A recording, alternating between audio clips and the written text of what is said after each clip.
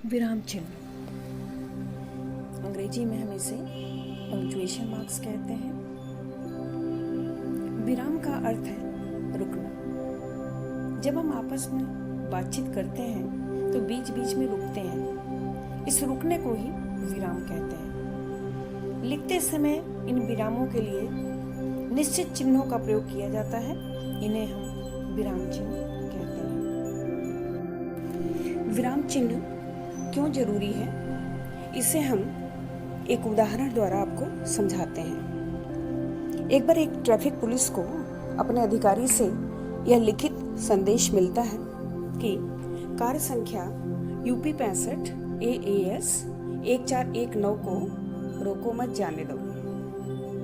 अब उसे यह समझ में नहीं आता है कि इस कार को रोकना है या जाने देना है। यह मैंने इसको दो उदाहरण द्वारा समझाया है। पहला है रोको मत जाने दो, यहाँ रोकने का भाव है। तीसरा वाक्य है रोको मत जाने दो, मतलब गाड़ी को रोकना नहीं है, जाने देना है। तो आपने देखा कि विराम चिन्हों के गलत प्रयोग से अर्थ का अनर्थ हो जाता है। विराम चिन्हों से भावों को समझने में आसानी होती है और भाषा में स्पष्टता आ जाती है। आज मैं जिन प्रमुख विराम चिन्हों के बारे में बताने जा रही हूँ वे हैं अल्प विराम, पूर्ण विराम, प्रश्नवाचक, विस्मयादिबोधक एवं उद्धरण चिन्ह। अल्प विराम, चित्र को ध्यान से देखें। इसे अंग्रेजी में हम कॉमा कहते हैं। किसी एक वाक्य को पढ़ते या बोलते समय थोड़ी देर रुकने के लिए अल्प विराम का प्रयोग किया जाता है। संख्या के अंकों के पश्चात जैसे 1, 2, 3 आदि एक स्थान पर प्रयुक्त नामों को अलग करने के लिए अल्प विराम का प्रयोग किया जाता है, परंतु अंतिम नाम के पहले और का प्रयोग किया जाता है। जैसे राम, लक्ष्मण, भरत और शत्रुघ्न। संबोधन के बाद जैसे मित्रों, आज मैं फिल्म देखने जाऊंगा। पूर्ण विराम, हिंदी में इसे हम खड़ी पाई भी कहते हैं और अंग्रेजी में इसे फुल स्टॉप कहा जाता है। रोमन लिपि में खड़ी पाई की जगह बिंदु का प्रयोग होता है।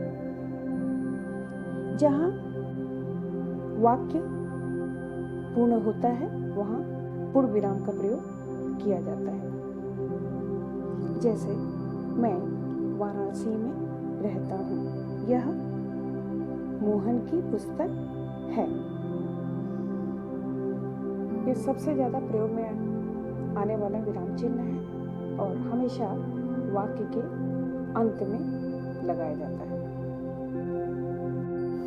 प्रश्नवाचक चिन्ह, इसका प्रयोग प्रश्न सूचक वाक्यों के अंत में होता है। जैसे क्या आप वाराणसी के रहने वाले हैं? आप कब आएंगे?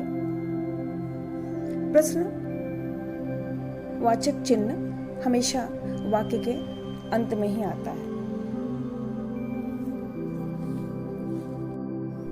विस्मय सूचक या विस्मयादिबोधक चिन्ह, चित्रों को ध्यान से देखें। खड़ी पाई के नीचे बिंदी लगा हुआ है।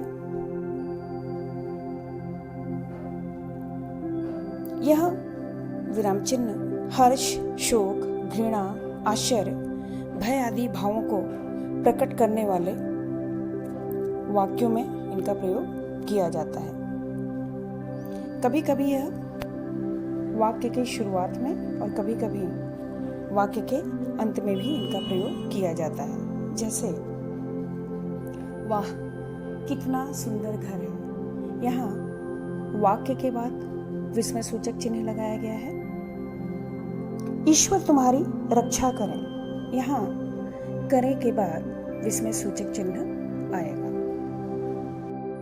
उद्धरण चिन्ह, अंग्रेजी में हम इसे इन्वर्टेड कॉमा कहते हैं। जब किसी अन्य की कही गई बातों को बिना किसी परिवर्तन के ज्यों का त्यों रखा जाता है तब उद्धरण चिन्ह का प्रयोग किया जाता है। जैसे गांधी जी ने कहा था, करो या मरो। सुभाष चंद्र बोस ने कहा था, तुम मुझे खून दो, मैं तुम्हें आजादी दूंगा।